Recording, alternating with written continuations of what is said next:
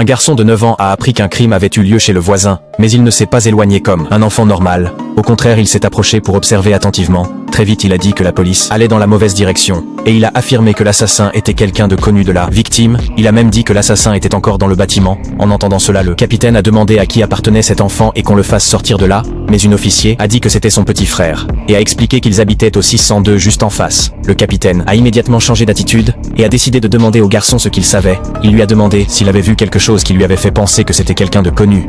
Mais le garçon a dit qu'il était en train de jouer aux jeux vidéo quand c'est arrivé. Il n'a entendu qu'un cri et rien d'autre. Cela a rendu le capitaine plus curieux. Et le garçon a commencé à expliquer son raisonnement. D'abord, il a dit que personne n'avait quitté le bâtiment depuis le crime. Il y a des caméras au premier étage et des barreaux aux fenêtres. Ensuite, il a dit que la victime s'était battue avec force avant de mourir, mais son corps était près du canapé, pas près de la porte. Et il n'y avait aucun signe qu'on ait bougé le corps. Cela veut dire que la victime a probablement ouvert la porte volontairement. Ensuite, le garçon a dit qu'il reconnaissait le couteau du crime. C'était un couteau de cuisine qui se trouvait chez la victime. Alors, l'assassin ne l'avait pas apporté avec lui.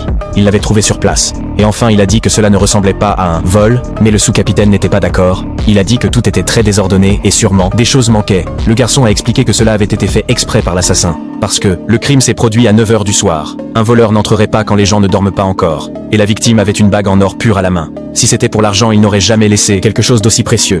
Le capitaine a regardé et a vu que c'était vrai. Il ne pouvait pas croire qu'un enfant puisse penser ainsi. Le garçon a expliqué qu'il était né dans une famille de policiers. Depuis tout petit, il avait été entouré d'enquêtes, mais en réalité le garçon était quelqu'un qui avait voyagé dans le temps. Avant, il avait été le meilleur hacker du monde, un génie criminel recherché dans de nombreux pays. Mais pour avoir fait tant de mauvaises choses, il a reçu sa punition. Il a été frappé par la foudre du ciel et il est mort. Avant de mourir, il a promis que dans sa prochaine vie, il serait une bonne personne. Et quand il a ouvert les yeux, il était devenu un garçon de 9 ans. Mais cette fois, il était né dans une famille de policiers. Cela a fait que sa capacité de raisonnement n'a pas attiré l'attention. Personne n'a douté de lui à cause de cela. Puis le garçon a dit que la police avait commis une autre erreur. Il a dit que le cri qu'ils avaient entendu ne venait pas de la victime, mais personne n'a compris ce qu'il voulait dire. 3 jours sont passés sans résoudre l'affaire. Un jour, le garçon a profité du fait que sa sœur dormait après son service, et il a examiné les documents qu'elle avait rapportés du travail. Il a vu que c'était une affaire très simple, mais la police enquêtait à l'envers. Alors il a remarqué une partie très importante des rapports.